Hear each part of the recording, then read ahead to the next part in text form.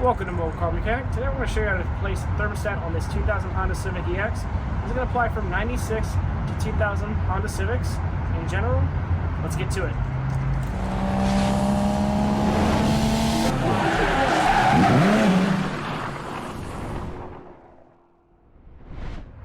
Alright, parts and tools needed are going to be a floor jack, jack stands, where you can use a ramp, some pliers, a wrench and a 10mm socket with an extension, of course a thermostat seal or gasket, as well as the thermostat itself. Alright, so on any Honda Civic here, there is a dedicated spot for a floor jack. It's actually on the radiator core support. I have heard that some people say that it's bent their support and causing issues with the hood. I did a test fit beforehand to make sure that didn't happen. I've never had that happen, but I'll go ahead and show you where it is. It's going to be right under here. So you have this little hump that's made for jacking it up. You can also use the tow hook if you want on either side, or if you want to, possibly you can just go ahead and use the lower control arm and try to jack it up from there. But I'm going to go ahead and use this, and then we're going to put jack stands on the jack points.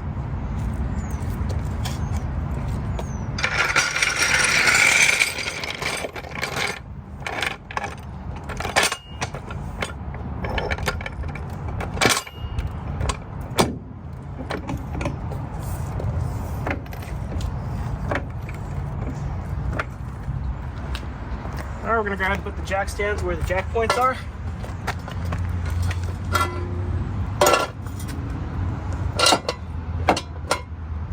Okay, and you'll know that the jack point is right here by this little tab. So we're gonna go ahead and do that to the passenger side as well, and then lower the car down.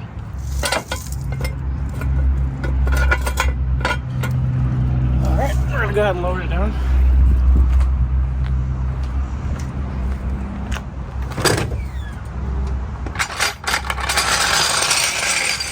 All right, we're gonna go ahead and open up the hood, and then we're gonna go ahead and take off the radiator cap so that it makes draining the coolant a lot easier and faster.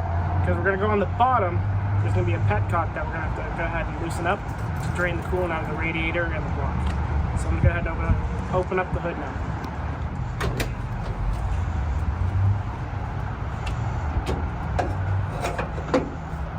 Obviously, you should do this when the engine is cool, because if you don't, you're going to get hit in the face with hot coolant and you'll burn yourself and might have to go to the hospital.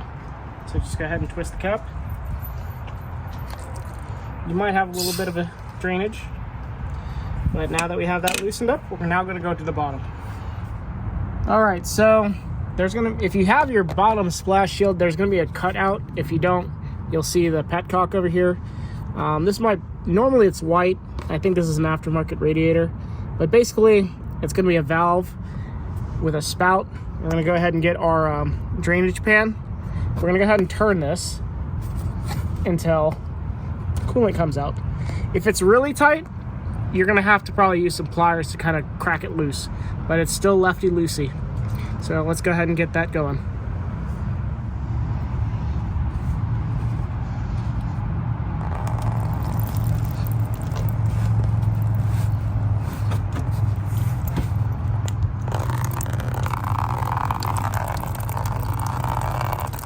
Alright, so after I drained the coolant, I put the petcock back in, so it's righty-tighty. So it's already in place. Now, I moved the pan that I used to collect the oil, the coolant, and I moved it back here, because now we're going to go ahead and take the thermostat assembly off, and more than likely it's going to splash everywhere, so I'm going to try to limit the mess if possible. It's windy, so this thing just is going to just be in the way. So now we're going to go up to the top. Okay, so we're going to go ahead and work in this general area. Now, I have a aftermarket intake. Normally, you're going to have an air box of some sort. If you have like a DX or an LX or a CX, you're not going to have an intake manifold like this. You can actually remove the pipe and unbolt it from the throttle body. Now here, because it's an EX, it's a different engine. The airbox is different. More than likely, you would need to pull the pipe off And if you had to take off the airbox, there's typically a 10mm here and a 10mm here. But since I have a lot of open space, we're going to go ahead and jump on this side here where the actual thermostat assembly is. So you have the coolant fan switch here. So we're going to go ahead and unplug that. This is what turns on the cooling fan when it gets to a certain degree. So this guy right here, just pinch this tab and then pull. And what that's going to do is it's going to allow you to have access to the two 10mm bolts under this, which are going to be kind of hard to see. You're going to have a ground strap. So let's see if we can get in there. So you're going to have a ground strap right there. And then right under that is going to be the thermostat assembly bolt. So you'll see ground is the one with the strap on it, and then the actual thermostat assembly is this one. And then on the other side, you're gonna have this one right there. So I'm gonna go ahead and use a 10mm here. I'm gonna go ahead and try to go for the ground strap first. It may be better to use a short instead of a deep. I just can't find anything at the moment, so I'm gonna do what I can.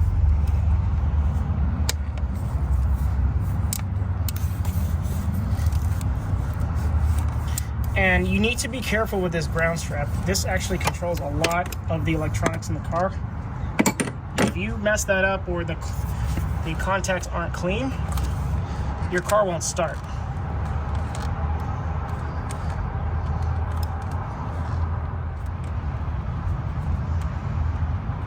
Okay. Now that we have the ground strap disconnected, just know that this is going to be the only bolt that's really short. All the other ones are going to be long.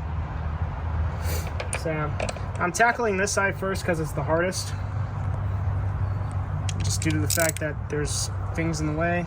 So now we're going to go ahead and tackle the, let's see if I can get this out of the way. I'm going to go ahead and try to tackle the thermostat housing bolt itself.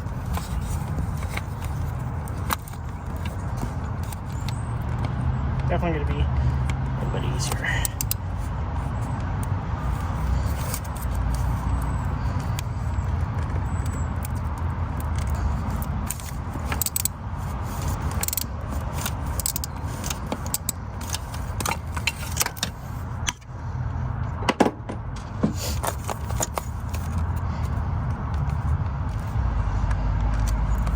Okay, so you'll see compared to the ground strap, it's completely different. So you can't mix this up, and both the left and the right for the housing are going to be exactly the same. So what I'm going to do now is I'm going to use an extension.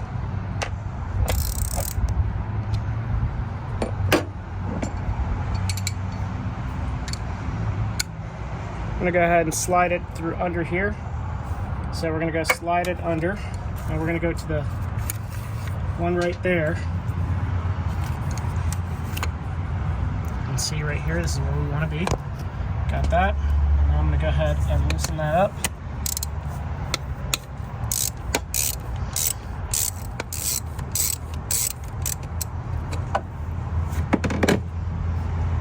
Should be able to twist it by hand.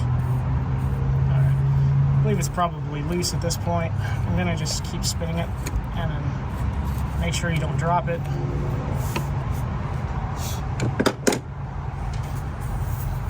Probably gonna end up doing so, just given the orientation of it. Let me see if I can get some pliers to get that out.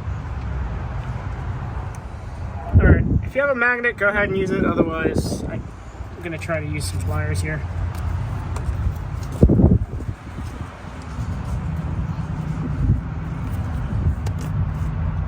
Okay. Now at this point, you should be able to just go ahead and wiggle the hose up and down to break the contact here. I didn't really have to do much, actually. I'm going to get the hose out of this clamp.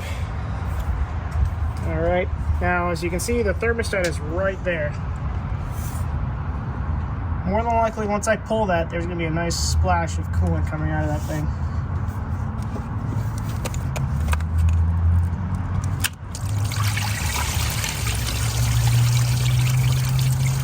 Alright. We'll let that drain, and now I'm going to go ahead and get the new thermostat. Alright, we're going to go ahead and get our thermostat out. The gasket looks fine on the old one, but you know, it's really cheap. Might as well just replace it. So I'm gonna go ahead and replace it with this Velcro. Okay. Let me look at the orientation on this one. So it looks like we're gonna match it here. The little cutout here is for the little pin, which is this guy right here. So we're gonna go ahead and make sure there's a slit in here. So we're gonna go ahead and line it up with that slit inside.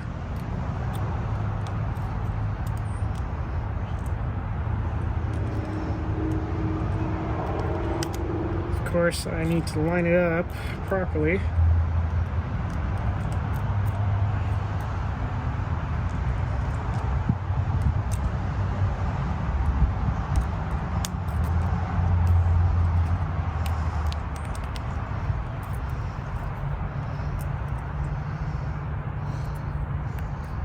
Okay, so it's centered. Now what we're going to do is we're going to make sure this pin up here is pointing up when we insert it into the assembly. So now we're going to go ahead and just slide it in.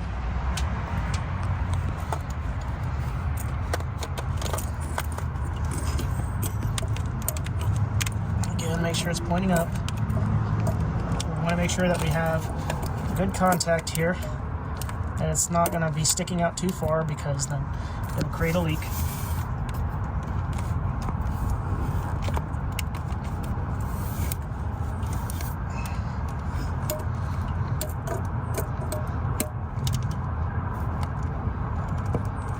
There we go. It should sit flush when you push it in, okay? And it will stay in place.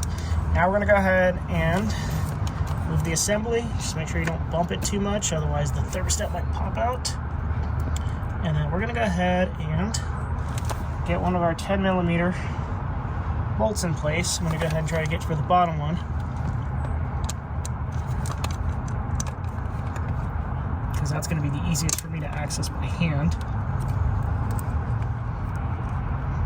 I'm just going to try to screw it in as much as I can both with my fingers. Okay. And then let's see if I can figure out how to get the top one in. So what I'm going to do here is I'm going to use a little piece of, I don't have a magnetic socket. I'm going to try to use a piece of paper to kind of get the bolt to stay in place. So now what we're going to do, I'm going to go ahead and just use the extension, throw it in by hand, and we're going to go back into the upper portion here. Just going to make sure that this doesn't fall along the way.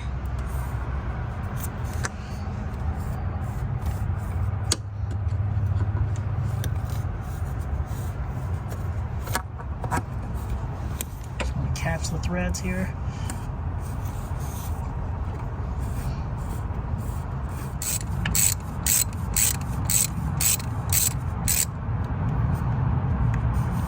So I can grab that piece of paper towel out.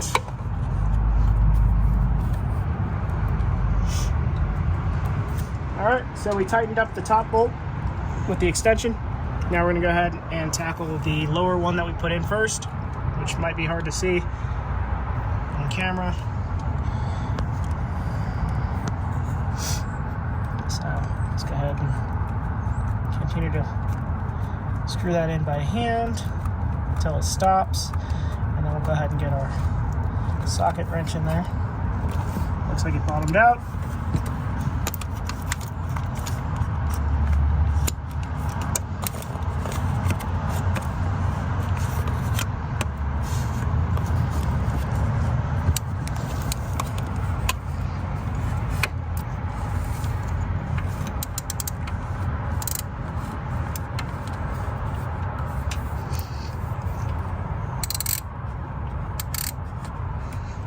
we're now going to go ahead and do the ground strap. So might be easier just to go ahead and slip the small screw in there, just to kind of have it looped in there. And then we're going to try to see if we can get the ground strap right here screwed in with my hand.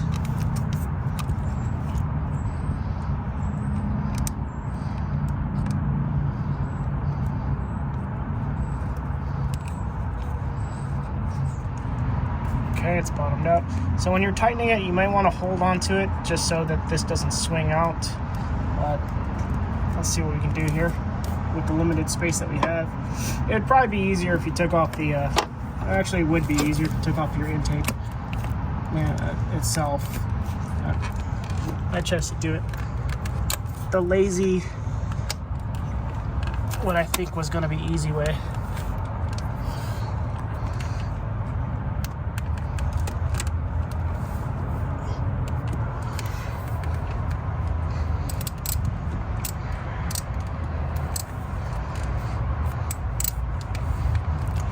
And if you do run into a situation where you get a bunch of fast clicks when you're trying to start the car, it means your ground's not good. And you may need to mess with it until you actually have good ground. So hopefully that doesn't happen to you. All right, so that's grounded down. Now we're gonna go ahead and reconnect the fan switch here. Click it in place. And now we're gonna go ahead and put in the cooling. All right, so it'd be nice to have a funnel. I don't know where my funnel is, so I'm gonna do it the interesting way.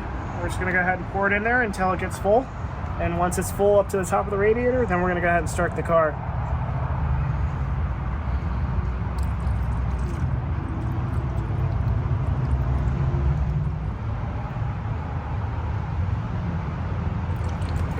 Alright, so it's all the way at the top now. I'm going to go ahead and crank the car up. And what we're going to do is we're going to wait for the thermostat to open, in which the level is going to completely drop. And then we'll keep topping it off until there's no bubbles and no air in the system. Alright, so we're going to go ahead and start the car, but you also want to make sure that your knob is turned all the way down to the heat level. And then we're just going to crank it. And we're going to let it idle until it gets to operating temperature. Honda says that it should have 2 fan cycles that come on, and then you're good to go. Well, we're going to go ahead and do that now. Alright, so once we bled all the air out of the system and the fan spun a couple times, and of course your lower radiator hose is warm or hot, you should be good to go. That's it. Thank you for watching Mobile Power Mechanic. Today we showed you how to replace the thermostat on this 2000 Honda Civic. This is going to apply from 96 to 2000. Thanks for watching, and see you on the next one.